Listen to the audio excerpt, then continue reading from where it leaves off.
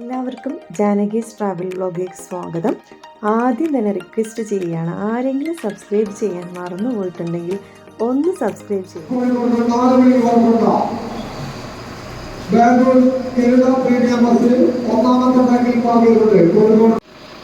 അതെ, നിങ്ങളിപ്പോൾ കണ്ടുകൊണ്ടിരിക്കുന്ന ഈ ബസ് ഏതാണെന്ന് ഞാൻ ആരെയും പരിചയപ്പെടുത്തേണ്ട യാതൊരു ആവശ്യവുമില്ല. അതെ, നിങ്ങൾ ഉദ്ദേശിച്ച ആൾ തന്നെയാണ് വിവാദങ്ങളിലൊക്കെ നിറഞ്ഞു നിന്നിരുന്ന നവകേരള ബസ്.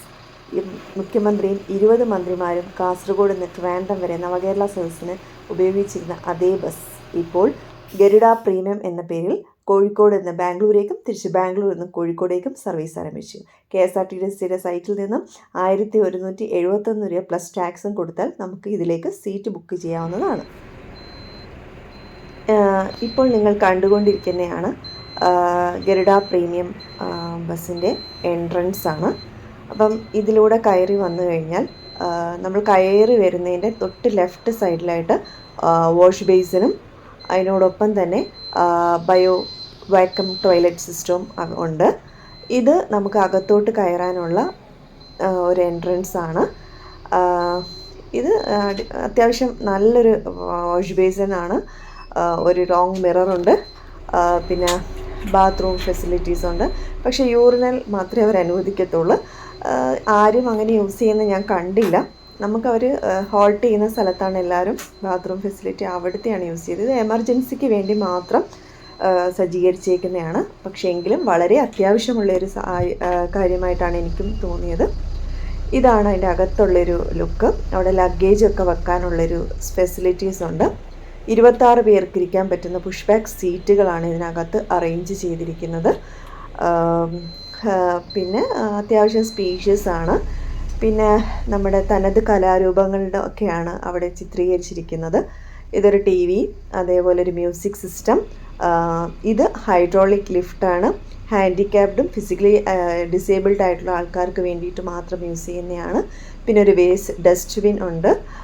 അതേപോലെ ഇതാണ് നമ്മുടെ മുഖ്യമന്ത്രിയുടെ സീറ്റ്. അത് കുറച്ച് ഓൾട്രേഷനൊക്കെ വരുത്തിയിട്ടുണ്ട്. 180 ഡിഗ്രി കറങ്ങുന്നൊക്കെ ഫെസിലിറ്റീസൊക്കെ മാറ്റിയിട്ട് സാധാ ഒരു പുഷ് ബാക്ക് സീറ്റാക്കി മാറ്റിയിട്ടുണ്ട്. പിന്നെ അത്യാവശ്യം നല്ലൊരു മിറർ വ്യൂ അറേഞ്ച് ചെയ്തിട്ടുണ്ട്.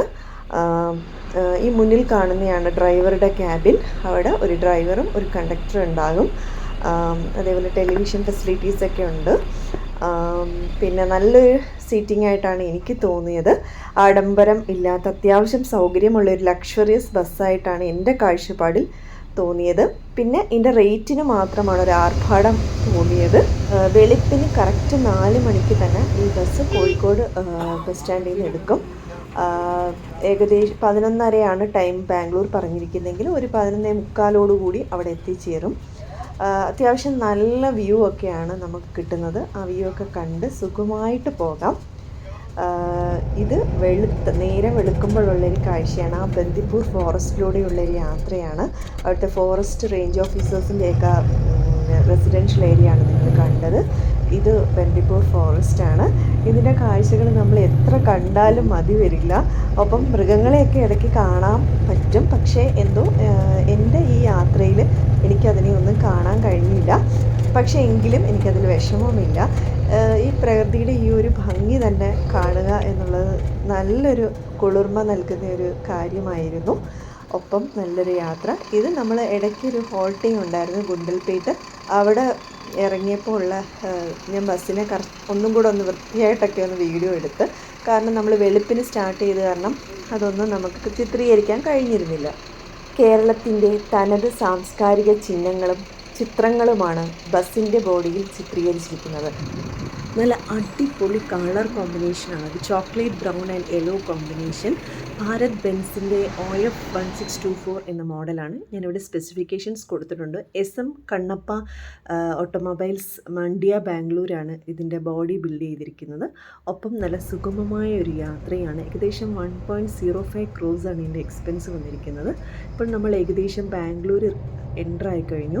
ഇത് അപ്പോൾ കാണാൻ കഴിയുന്ന കാഴ്ചകളാണ്. ഇത് ബാംഗ്ലൂർ മൈസൂർ എക്സ്പ്രസ് ഹൈവേയിലൂടെ പോകുമ്പോഴുള്ള മനോഹരമായ ദൃശ്യമാണ് നിങ്ങളിപ്പോൾ കണ്ടുകൊണ്ടിരിക്കുന്നത്. ഭയങ്കര ഒരു വ്യൂ ആണ് നമുക്ക് കിട്ടുന്നത്. അത് നല്ല ക്ലിയർ വ്യൂ ആണ് നമുക്ക് ഈ ഗ്ലാസ്സിലൂടെ കിട്ടുന്നത്. അപ്പം നല്ലൊരു യാത്രയായിരുന്നു. ഇപ്പോൾ ഏകദേശം 11:45 നമ്മൾ ബാംഗ്ലൂർ റീച്ച് ആയിട്ടുണ്ട്.